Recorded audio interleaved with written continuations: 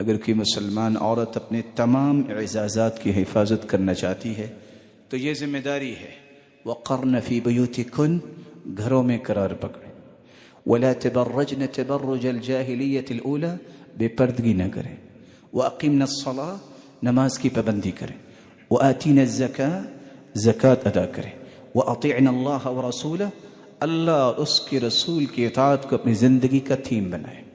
اس آیت کو ہر وقت پڑھے کہ یہ میری ذمہ داریوں کا ایک پیکج ہے جس کو میں نے ہر وقت یاد رکھنا ہے۔ دوسری ذمہ داری اس کی یہ ہے کہ اپنے بچوں کی صحیح پرورش کرے۔ کون تھا جس نے امام بخاری کی تربیت کی؟ وہ ماں ہی تھی، باپ نہیں تھا۔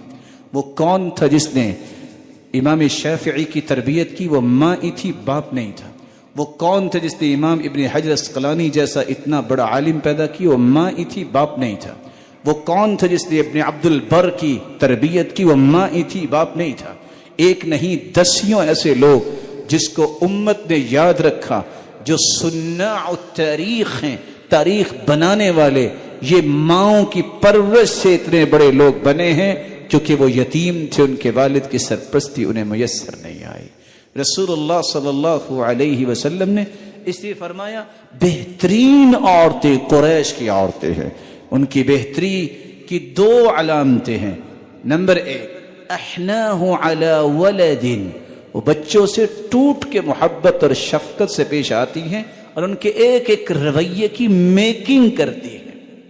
اور دوسری، ارعاہ علی زوج فی ذات یدی، قریش کی عورتوں سے بڑھ کے کوئی عورت اپنے خامن کا خیال کرنے والی نہیں ہے جو اس کی خدمت میں کمی نہیں آنے دیتی۔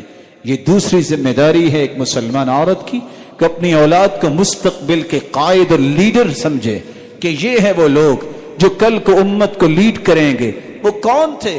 ٹیپو سلطان، جس کی ماں لکھتی ہے، جس کے بارے میں رائٹر لکھتا ہے کہ بچپن سے لے کے کبھی بغیر کپڑوں کے اسے نہلایا نہیں ہے ماں نے۔ اس وقت بھی چادر ڈال کے نہلاتی تھی تاکہ اس کے اندر حیا باقی رہے۔